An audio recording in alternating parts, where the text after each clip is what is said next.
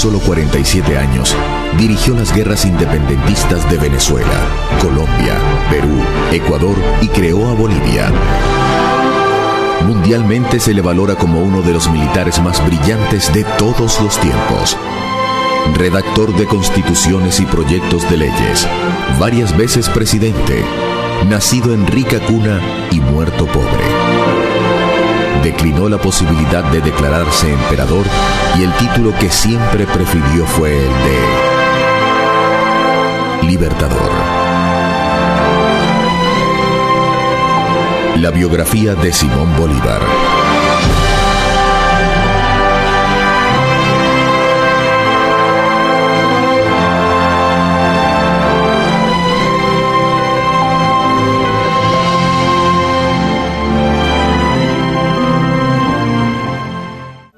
Corría el año de 1783 y era la ciudad de Caracas una incipiente población de menos de 45.000 habitantes.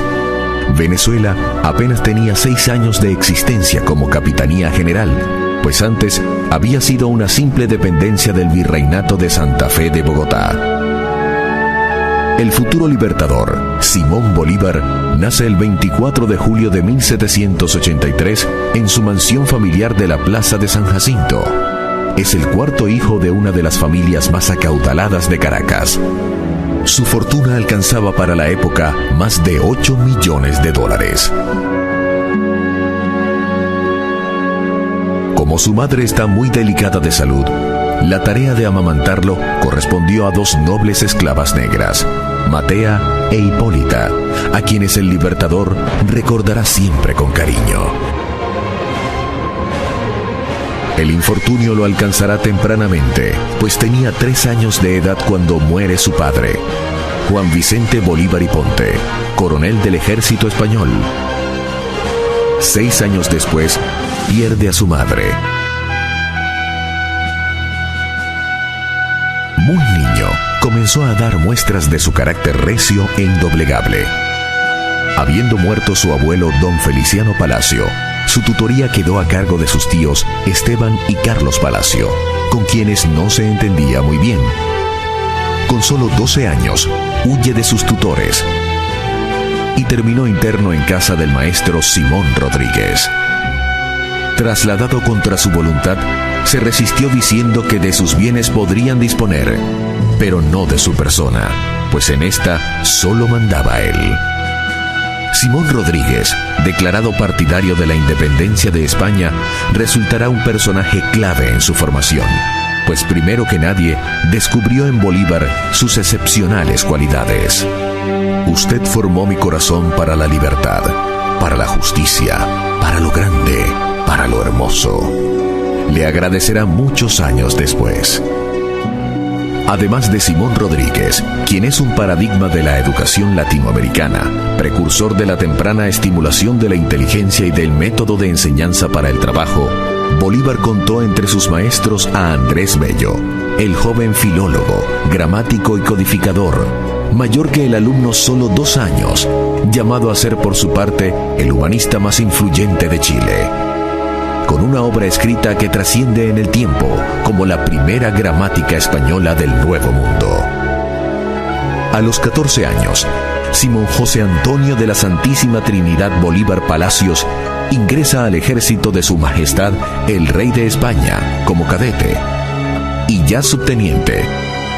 Se embarca en La Guaira, rumbo a Madrid, pasando por México y Cuba. Es el primero de una serie de viajes que completarán la formación del futuro estadista. La visión humanista del libertador se explica por la intensa actividad intelectual desarrollada en los años de su juventud, cuando en Madrid vivió en la casa del marqués de Ustaris. Bolívar pudo conformarse con las clases de etiqueta, esgrima y baile, imprescindibles para un joven de su clase social, pero se inclinó por los estudios literarios y científicos.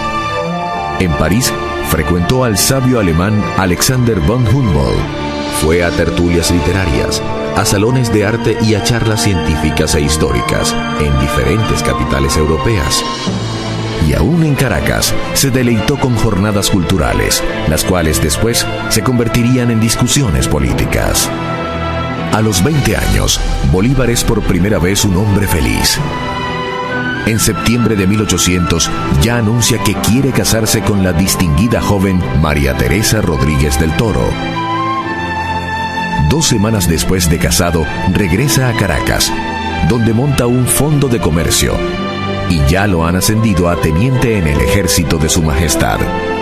Pero en uno de los insondeables giros del destino, la tragedia nuevamente lo alcanza. El 22 de enero de 1803, la amada esposa muere de fiebre amarilla, y el teniente español Bolívar parte de nuevo hacia Europa. Nunca más volverá a casarse. En la corta vida del libertador, los 3 factores aciagos, enfermedad, muerte y derrota, estarán repitiéndose con regularidad de una a otra época. La principal hazaña de Bolívar es haber triunfado levantándose siempre contra el infortunio. En su segundo viaje a Europa, se reencuentra en París con el maestro Simón Rodríguez. Con este va a recorrer entre 1803 y 1807 el viejo continente, que vive una conmoción generalizada a partir de la Revolución Francesa y deslumbrada por el meteórico ascenso de Napoleón Bonaparte, un joven oficial revolucionario que termina siendo emperador de Francia. Huyéndole a su depresión, Bolívar recorre parte de España, va a París y por último cumple un largo periplo por Italia. En el camino presencia la coronación imperial de Napoleón Bonaparte en la Catedral de Notre Dame de París. Seguramente que bajo el influjo de semejante coyuntura histórica, en agosto de 1805, se arrodilla en el Monte Sacro de Roma, junto a su amigo Fernando Toro, y frente a su maestro don Simón Rodríguez, hace el voto de su vida. Juro delante de usted, juro por el Dios de mis padres, juro por ellos, juro por mi honor y juro por mi patria, que no daré descanso a mi brazo, ni reposo a mi alma, hasta que haya roto las cadenas que nos oprimen por voluntad del poder español. La Revolución Francesa le ha mostrado el potencial de cambio de los pueblos en ebullición. Y ya con una mentalidad crítica hacia la dominación española, Bolívar visita Estados Unidos, la joven nación que poco atrás obtuviera su independencia de Inglaterra. Las conquistas de Napoleón alcanzan directamente a Latinoamérica y Venezuela. La monarquía de Madrid es desplazada y un hermano del emperador, José Bonaparte, ocupa el reino de España. Al conocer la noticia, las colonias españolas de ultramar se rebelan contra la ocupación francesa. Saliendo a defender los derechos del rey derrocado, emprenden el franco camino hacia la independencia. Es el histórico año de 1810. El 19 de abril, tras la renuncia del capitán general español Vicente Emparan, se constituye en Caracas una junta que asume temporalmente el gobierno de la capitanía y envía a Bolívar con Andrés Bello y López Méndez para gestionar el apoyo de Inglaterra. Allá en Londres, Bolívar busca al venezolano más famoso de la época, Francisco de Miranda, héroe de la Revolución Francesa y general de la independencia norteamericana, y lo emplaza para que venga a dirigir la liberación de su país de origen. Aunque muy joven y con un modesto grado militar, Bolívar comienza a despuntar en el proceso venezolano. La noche del 4 de julio de 1811 ya pronuncia un encendido discurso en el cual pide abiertamente que Venezuela se independice de España. Horas después, se produce la firma del Acta de Independencia. Nace así la Primera República. Esta declaración es la primera del continente. Pero desde Buenos Aires hasta Ciudad de México, casi toda Latinoamérica se proclama libre en los próximos meses. Pero la causa de la independencia venezolana va a enfrentar grandes contratiempos. En marzo de 1812, un terremoto devasta Caracas y le da argumentos al clero y a los partidarios de la monarquía para hablar de un castigo del cielo por desconocer el mandato divino del rey español. Bolívar grita y alecciona a la despavorida multitud con su proclama: Si la naturaleza se opone, lucharemos contra ella y haremos que nos obedezca. Los reveses militares hacen titubear a muchos. A un Francisco de Miranda, el generalísimo que ha asumido la dictadura de la agónica república, cree que no podrán seguir adelante. Bolívar, el orador fulminante y febril, ocupa la comandancia de la guarnición de Puerto Cabello, que el 30 de junio de 1812 se amotina en su contra y se pasa a las fuerzas del jefe realista Domingo Monteverde. Bolívar ha debutado militarmente con un terrible fracaso a cuestas. Pero entonces ratifica con los hechos lo que proclaman sus palabras. Lejos de aceptar la derrota, jura que va a seguir hasta el fin. Es un hombre de solo 29 años, pero ya tiene claro cuál será su destino. Por eso no duda en detener al generalísimo Francisco de Miranda, quien ha capitulado frente a Monteverde. Capitulación que ellos interpretan como una traición. Bolívar desconoce su rendición y prosigue la lucha. La resistencia de Bolívar comienza ocultándose en Caracas, en la casa de su amigo el Marqués de Casa de León. En agosto de 1812 logra salir de La Guaira, gracias a la gestión de su amigo, y va rumbo a Curazao. De allí parte a Cartagena. En noviembre del mismo año, 1812, desde Cartagena de Indias en Colombia, primero con alocuciones para los pueblos del sur y después con campañas militares, prosigue batallando contra España, porque en el futuro la causa de la independencia se librará contra la monarquía de Fernando VII, quien al volver al trono envía una expedición de 10.000 hombres para revertir el proceso emancipador de Venezuela. Aunque derrotado en Venezuela, Bolívar no se ha rendido y desde Colombia, entre diciembre de 1812 y febrero de 1813, desarrolla una vigorosa arremetida que le lleva a liberar varios pueblos de Magdalena, Barranca, Tenerife, Mompox, el Banco de Magdalena, Ocaña, hasta Cúcuta en la frontera con el Táchira de Venezuela. Con respaldo de la Confederación Independiente de Nueva Granada, el 10 de marzo de 1813 invade a Venezuela por San Antonio del Táchira, iniciando la célebre campaña Admirable, que en pocos meses lo llevará de triunfo en triunfo hasta Caracas. Con un ejercicio sorprendente de la audacia, la optimización de sus escasos recursos y notables hazañas militares, va de Cúcuta a Mérida, donde por primera vez lo aclaman como libertador. De allí a Trujillo, luego a Guanare, Barinas, Araure y Valencia, hasta llegar a Caracas en octubre del mismo año. Al impulso de semejantes proezas militares, se instala la Segunda República Libre de Venezuela. El 15 de junio de ese mismo año, 1813, mientras avanzaba la campaña Admirable, había dictado su célebre decreto de guerra a muerte. Españoles y canarios, contad con la muerte, aun siendo indiferentes, si no obráis activamente en obsequio de la libertad de América. Americanos, contad con la vida, aun cuando seáis culpables. Ha lanzado este ultimátum para obligar a cada quien a tomar posición. Con ello quiere crear una conciencia de unidad nacional entre los venezolanos y obligar a los comerciantes españoles a respaldar la causa independentista. Es que un modesto comerciante de origen español, José Tomás Boves, se ha levantado como líder de los negros y mulatos y encabeza la reacción bárbara y brutal a favor de la monarquía española. Corren los terribles meses de la Guerra Cruel, 1813 y 1814. Boves, el psicópata de excepcional arrojo, caudillo natural de los llaneros, va demoliendo con terribles masacres la fortaleza de los patriotas.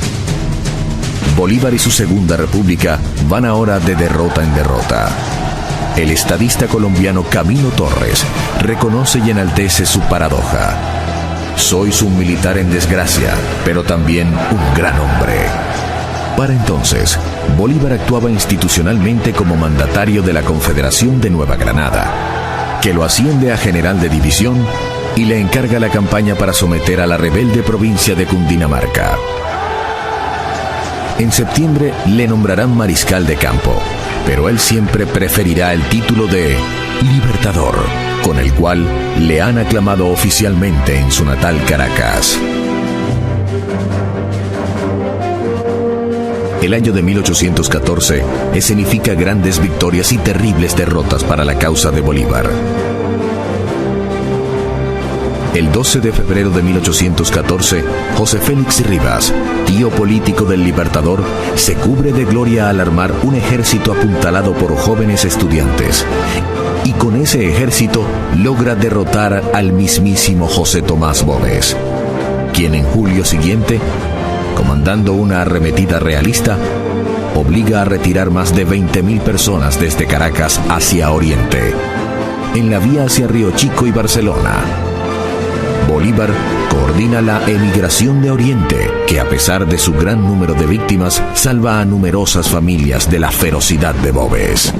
El destino produce una rara jugada. En la batalla de Úrica, de diciembre de 1814, los ejércitos libertadores son aniquilados, pero el gran caudillo popular de los españoles, José Tomás Boves, muere en una operación heroica dirigida por Pedro Saraza.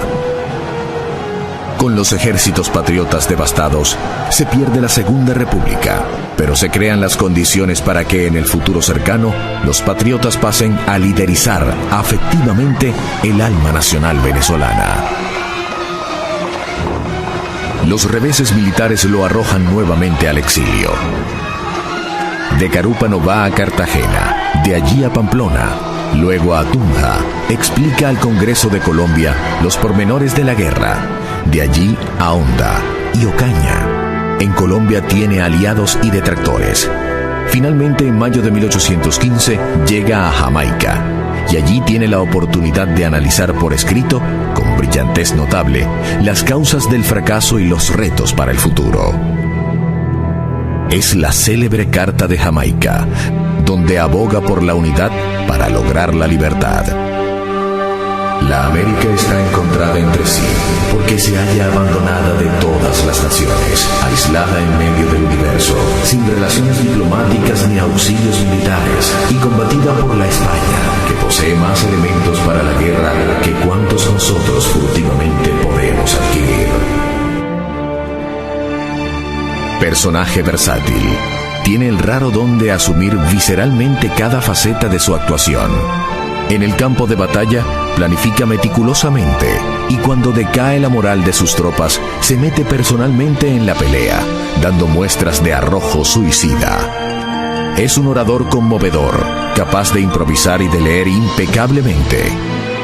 También escribe con sentido analítico, y sus ensayos incluyen sociología, historia, derecho y ciencia política. Cerrando el año de 1815, llega a Haití, donde recibe extraordinario apoyo de parte del presidente Louis Pétion. Allí asume el compromiso de liberar a los esclavos negros una vez llegue al poder en Venezuela. Ningún revés lo detiene. Cada uno de los generales patriotas se cree con derecho a ser el libertador. José Félix Rivas, su pariente y rival militar, perece a manos de los españoles. Carlos Manuel Piar y Santiago Mariño le disputan el liderazgo supremo del ejército libertador. Entre 1814 y 1819, se destaca como el hombre de las dificultades. Por diferencia de criterios, se separa del mando colombiano y del ejército neogranadino. En las playas del oriente venezolano, con todas las posibilidades en contra, recibe el mando supremo de la nueva campaña militar. En el camino, decreta la liberación de los esclavos y autoriza la repartición de bienes incautados a los enemigos. Con un ejército casi ilógico de la persistencia, sigue batallando. Embarca y desembarca, va y viene. Compensa debilidades con fortalezas. Sorprende a los enemigos. Sobrevive a atentados. Se salva de emboscadas. España envía cuantiosos recursos, multitudinarios ejércitos y sus mejores generales para doblegar la rebelión emancipadora. Bolívar muestra otra faceta más impresionante aún, Tiene una fe destinista y fatal, ciega e inconmovible, y logra contagiarla a las tropas. Es un magnetismo personal que a los desventurados soldados les permite olvidar el hambre, el frío, las penurias de andar a caballo, la superioridad numérica del enemigo y las enormes distancias de cada campaña. Napoleón Bonaparte, ya derrotado y errante, había manifestado su intención de refugiarse en Latinoamérica. Y Bolívar le había escrito al antiguo emperador francés: usted y yo no cabemos en el mismo continente. Así se va imponiendo como el jefe supremo, natural e insustituible, único e imprescindible de la causa independentista. José Antonio Páez, un caporal llanero que ha heredado el ascendiente sobre las tropas mestizas, especie de Bobes bueno, se le une y lo sigue. En los 6 primeros meses de 1816 dirige la campaña de Oriente, desde Margarita y la isla de los Frailes hasta Carúpano, y de allí, en julio del mismo año, desembarca en Ocumare de la Costa. Accidentalmente va a Bonaire y las costas de Puerto Rico, pero inmediatamente regresa hacia Guiria, al otro extremo de Cumaná. En agosto enfrenta un motín de sus propios generales del Ejército Libertador y tras una breve travesía marítima llega a Guayana. A esas alturas combatía simultáneamente contra la oposición interna de los generales libertadores y contra las tropas españolas. La campaña en Guayana también está plagada de contratiempos, pero él sigue irreductible en su propósito y en sus ideales. Para 1817 había un clima de anarquía en el ejército independentista que solo amainará cuando la justicia militar someta al general Carlos Manuel Piar a un consejo de guerra. Bolívar permite su ejecución para imponer el principio de obediencia y la línea de mando, indispensable para el avance de su causa. Ni la oposición de los otros generales patriotas, ni las derrotas a manos de los españoles, ni la escasez de recursos, ni los problemas logísticos y de coordinación entre los varios ejércitos. Nada medra su ánimo. De la Guayana sigue al llano, y de nuevo hacia Guayana, y San Fernando de Apure. Ya en los difíciles años de su campaña oriental y llanera, manifestaba su idealismo por la unidad latinoamericana. En julio de 1818 le había escrito a la comandancia del Río de la Plata, Argentina, diciéndole que cuando lograra el triunfo, Venezuela los convertiría en una sola sociedad, para que la unidad sea la divisa en la América Meridional. Para principios de 1819, el milagro se está logrando. Ha consolidado la independencia en la inmensa extensión territorial de Guayana, Oriente y el llano de Venezuela. Y el 29 de enero convoca el Congreso de Angostura, desde el cual ya no solo reta a España, sino que advierte a Europa entera sobre la imposibilidad de restaurar la dominación borbónica sobre los pueblos americanos. La República de Venezuela, por derecho divino y humano, está emancipada de la nación española y constituida en un Estado independiente y soberano. De ese Congreso de Angostura nace el proyecto de República de la Gran Colombia, que comprenderá a Venezuela, Colombia y Ecuador. Ahora es un estadista que habla de democracia, contra los gobiernos personalistas y defiende los sistemas populares. Pero en vez de deleitarse con la victoria en Venezuela, se va a Colombia, porque teme una reinvasión española a través del vecino país. En territorio colombiano, deslumbra con sus proezas militares. En una penosa odisea de casi 4 semanas, logran cruzar sigilosamente, mal vestidos, con escasas provisiones, agobiados por el terrible frío y el hambre, la cordillera de los Andes y el gélido páramo de Pispa, y tras haber perdido muchos de sus soldados, caballos y mulas, caen por la retaguardia y derrotan en la batalla de Boyacá a las tropas del general Barreiro, a quien incluso hacen prisionero. Ha vencido sobre el frío y la muerte. En 1819 se consagra como uno de los jefes militares más grandes de todos los tiempos, con operaciones tácticas que aún se estudian en las academias castrenses del mundo entero. Se ha ganado así el respeto de la corona española, que acepta negociar un armisticio. En Santa Ana de Trujillo se reúne con el general realista Pablo Morillo y acuerdan una regularización de las hostilidades, con canje de prisioneros y un temporal cese al fuego. 10 años después de haber comenzado la pelea, finalmente está en condiciones de negociar con España. Cuando comenzó su gesta apenas dirigía cuadrillas de soldados sin uniformes, sin disciplina, descalzos y desarmados. Ahora comanda un verdadero ejército nacional y su política recibe apoyo diplomático y militar de Inglaterra, la otra gran potencia mundial que competía con España por la primacía en América. La tregua firmada entre Bolívar y Morillo permite la reorganización de cada bando con miras a la batalla final, que se va a librar el 24 de junio de 1821 en la sabana de Carabobo. La batalla de Carabobo constituye una de las proezas militares más grandes de todos los tiempos. Los patriotas baten a un enemigo infinitamente superior en fuerza, en recursos logísticos, en caballos y armamento.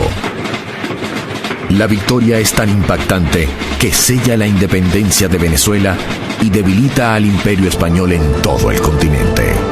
Progresivamente van alcanzando su independencia México, Guatemala y Santo Domingo en República Dominicana.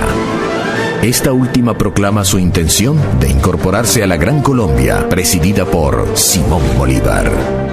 En adelante vive los años de su apogeo. Las cancillerías de Europa lo estudian de cerca como el hombre del momento mundial. Pero Bolívar prosigue su batalla como si fuera el primer día. Lejos de deleitar las mieles del triunfo, monta a caballo hacia el sur.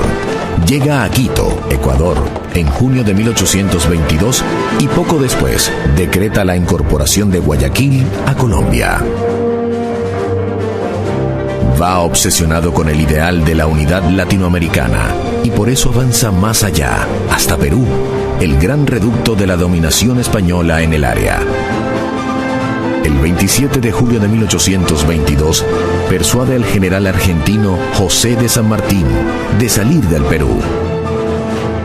San Martín se lleva el título de protector del Perú, pero le deja a Bolívar el título de libertador. También fue la era culminante de su vida íntima.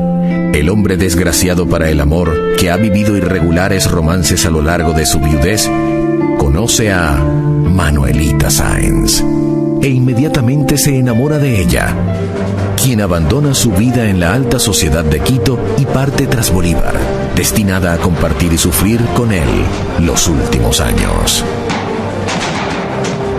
La campaña del Perú constituye la cumbre de su carrera militar y política. Bajo su mando directo en la batalla de Junín de 1824 y bajo el mando de Sucre en Ayacucho del mismo año, el ejército español queda definitivamente derrotado en toda Sudamérica. Se ha cumplido una de las proezas militares más grandes de todos los tiempos. Un ejército guerrillero, sin disciplina ni recursos, un ejército formado sobre la marcha, ha logrado derrotar a la primera potencia colonial de la época, la Gran España Imperial. Uno de cuyos soberanos, Carlos V, decía que en su reino nunca se ponía el sol. 1825 va a ser en perspectiva el punto de quiebre. Alcanza el mayor poder porque incorpora Perú a la Gran Colombia. Crea a Bolivia como nueva república a partir de la secesión del Alto Perú, e Inglaterra reconoce la independencia de estos pueblos. A Bolívar lo aclaman multitudes enfervorizadas por donde quiera que pasa. Voluntariamente renuncia al título de dictador que le había conferido el Congreso peruano para lograr la independencia. Simbólicamente le restituye el poder al Congreso peruano en enero de 1825. Yo no puedo, señores, admitir un poder que repugna a mi conciencia. Tampoco los legisladores pueden conceder una autoridad que el pueblo les ha confiado solo para representar su soberanía. También rechaza la recompensa de 1 millón de pesos que el Congreso de Perú acordó entregarle.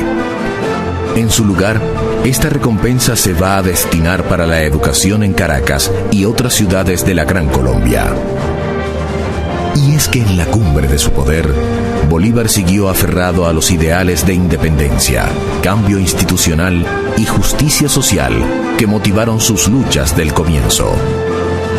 Por su conciencia social, había decretado la abolición de la esclavitud y ahora impuso que los bienes incautados a los enemigos se repartiesen entre la pobre soldadesca. También manda la repartición de tierras entre los indígenas, la abolición de los abusos de los caciques y, fiel a su ideal abolicionista, libera a los indios de la condición de servidumbre. Ratificando su conciencia civilista y su acatamiento del Estado de Derecho, ordena la devolución de los bienes confiscados a los realistas.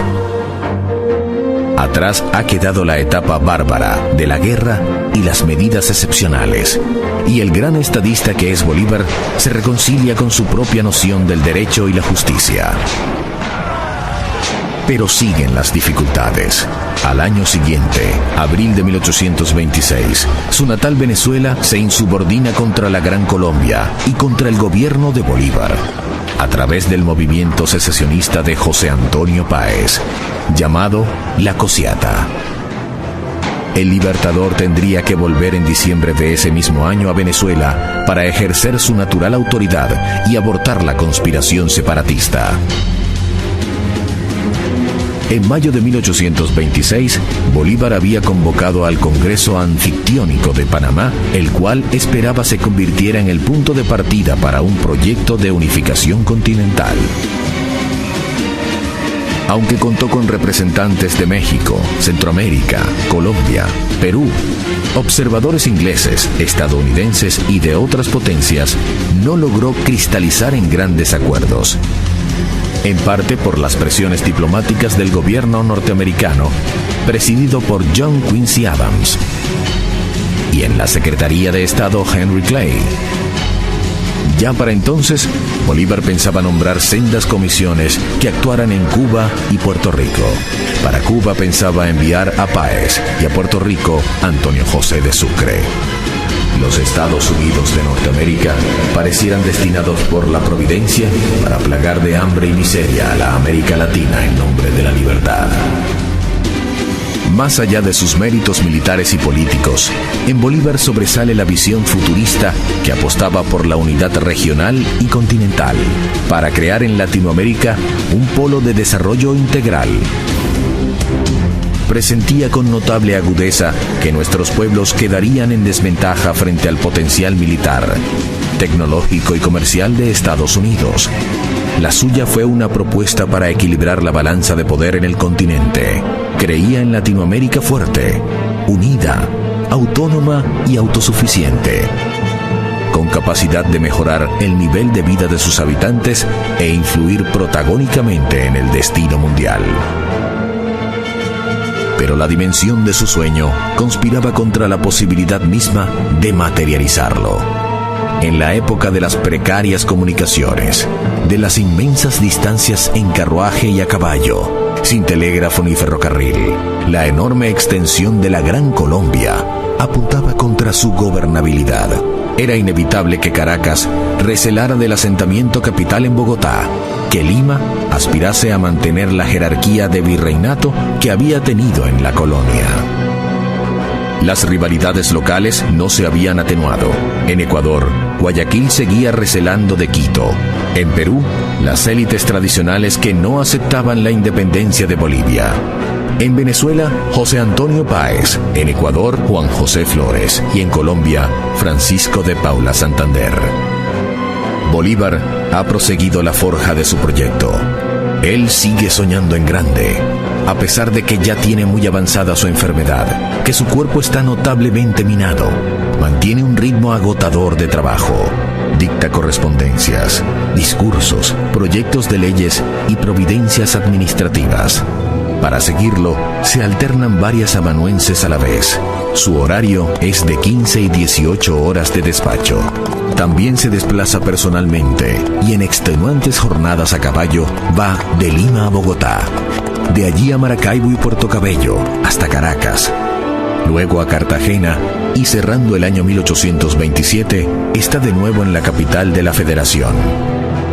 En Bogotá, capital de la entidad que comprendía todavía a Bolivia, Perú, Ecuador, Venezuela y por supuesto Colombia, se desempeña como un magistrado civil, acatando respetuoso la autoridad del Congreso, incluso cuando ese Congreso toma decisiones contrarias a sus proposiciones. Bolívar legisla, organiza, planifica, administra y decide, pero los más importantes personajes de la Gran Colombia apuestan a dividirla en varios pedazos para repartirse cada cual un coto de influencia.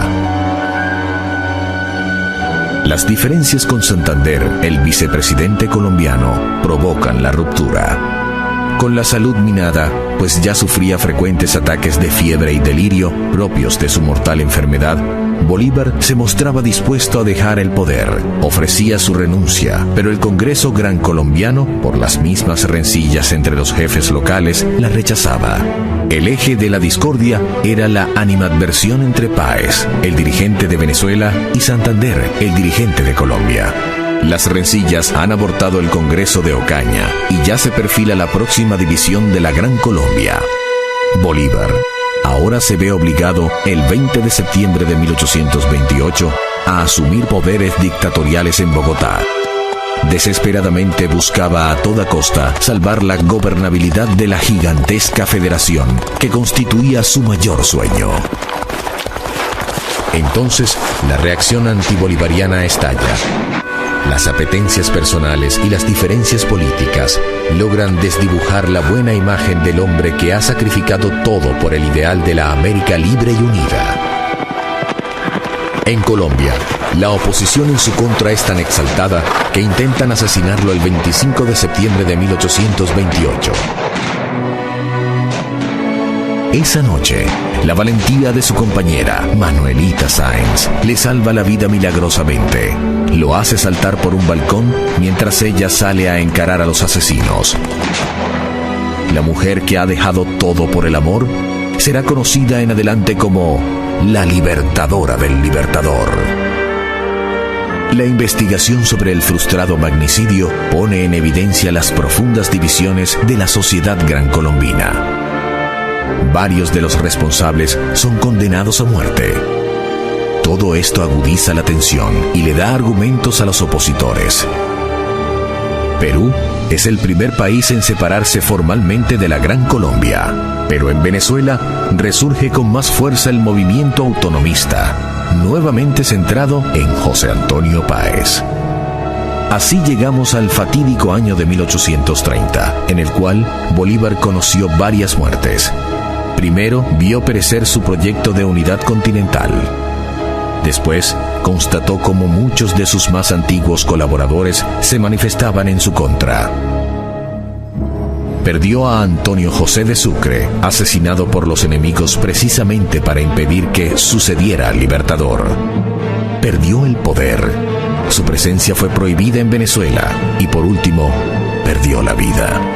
En enero de 1830 se había instalado un Congreso Constituyente en Valencia, Venezuela, el cual, tras varios meses de sesiones, acordó separarse de la Federación y suspender relaciones con Colombia mientras Simón Bolívar permaneciera en el territorio de ese país. Ya en los últimos meses, es un hombre muy debilitado. Había perdido mucho cabello, tenía las mejillas hundidas, los ojos sin vigor. Parezco un viejo de 60 años, confesaba entonces. El 3 de mayo de 1830 dejó la presidencia de la también agonizante Gran Colombia. Se despide de Manuelita Sáenz con una ferviente carta. 5 días después, inició viaje por el río Magdalena y en Cartagena, para mayor aflicción, se enteró de la muerte de Sucre. Su último viaje fue también el más triste. Buscaba salir de Colombia para embarcarse hacia Europa y morir en el exilio. Pero la gravedad no le dio tiempo. Estaba profundamente deprimido. Se comparaba con Cristo y el Quijote. concibiéndolos como otros soñadores de imposibles.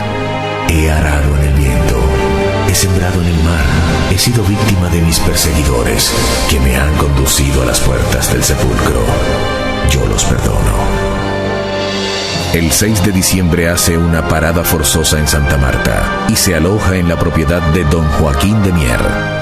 Lo recibe en silla de brazos su amigo, el médico Próspero Reverén. Venía pasando una temporada de angustia, agotamiento y espanto. Atribuía a la bilis el tormento de su gastada humanidad. Padecía gastroenteritis, cólicos, dolores de cabeza y trastornos digestivos. También desgastó a Bolívar la magnitud de las distancias. Pero sobre todo le afectó la magnitud del reto. El proyecto de unidad continental, que hoy ensalzamos como visionario, fue simplemente una utopía para la época. Está profundamente débil. No puede sostenerse por sus propios pies, pero no pierde la lucidez mental. Aconseja la paz y la concordia. Le cuesta dormir, no quiere comer, siente dolores en el pecho, llega el hipo y se agrava. Un día después de recibir la extremaunción, otorgó testamento repartiendo los pocos bienes que le quedaban y firma su última proclama, dirigida a la Gran Colombia, que seguía siendo su país, pues no concebía a Venezuela aislada, ni Ecuador, ni Bolivia, sino todos formando parte de su irrenunciable sueño. Colombianos, mis últimos votos son por la felicidad de la patria. Si mi muerte contribuye para que cesen los partidos y se consolide la unión, yo bajaré tranquilo al sepulcro. En los días siguientes, la situación se agrava y el 17 de diciembre, a la 1 de la tarde, todo había terminado. Comienza ahora su vida en la inmortalidad.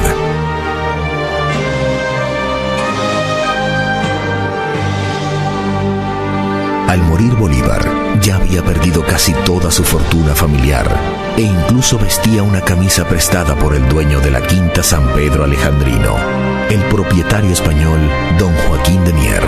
Por casualidad, el peor adversario de la Corona de Madrid murió acogido en la caridad de un ciudadano español. Tampoco tenía pasaporte porque le habían despojado de su nacionalidad de origen y buscaba afanosamente cruzar el Atlántico para exiliarse lejos de América, el continente que lideró por varios años. Todo tan contradictorio y dramático como la vida entera de Simón Bolívar, el libertador.